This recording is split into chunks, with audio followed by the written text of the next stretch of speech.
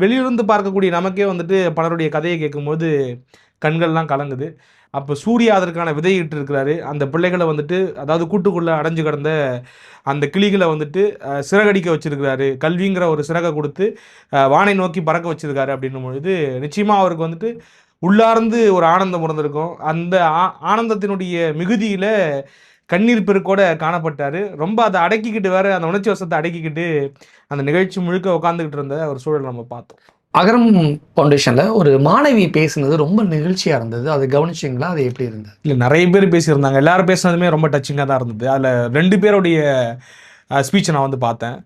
ஒருத்தவங்க வந்துட்டு இப்ப டாப் எம்என்சி கம்பெனில வந்துட்டு மேனேஜரா இருக்காங்களாம். கிட்டத்தட்ட 100 பேர் வந்து அவங்க கீழ வேலை செய்றாங்களாம். அத வந்து அவங்க சொல்லி வந்துட்டு, இந்த மாரி நான் எந்த மாரியான வீட்ல இருந்தேன், ஒரு ஓட்டு வீட்ல இருந்தேன். அந்த ஓட்டு வீட்ல வந்து பார்த்தீங்கன்னாக்கா, மழை பெஞ்சா ஒழுகும்.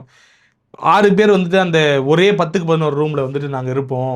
இத்தன பெண்கள் இருந்தோம் வீட்ல. அப்படிங்கிற மாரி சொல்லியிருந்தாங்க. சொல்லிட்டு, இப்ப நான் வந்துட்டு இவ்வளோ பெரிய கம்பெனில வந்துட்டு இதுவா இருக்கேன். அரசு பள்ளியில படிச்சுட்டு ஒரு மேனேஜரா இருக்கேன். இந்த மாரியான விஷயங்கள்லாம் சொல்லிட்டு என்ன பண்ணாய்ங்க, அவங்களுடைய பிள்ளைய வந்து கூட்டு வந்திருந்தாய்ங்க. ஒரு 3 1/2 வயசு பிள்ளை. அந்த பிள்ளைய கூப்பிட்டு என்ன பண்றாரு, சூர்யாவ வச்சு போட வச்சாய்ங்க. அதெல்லாம் பார்க்கும்போது உள்ளபடியே, இவர் ஒரு தலைமுறையை உருவாக்கியதன் விளைவு என்ன ஆச்சுன்னு பார்த்தீங்கல்ல?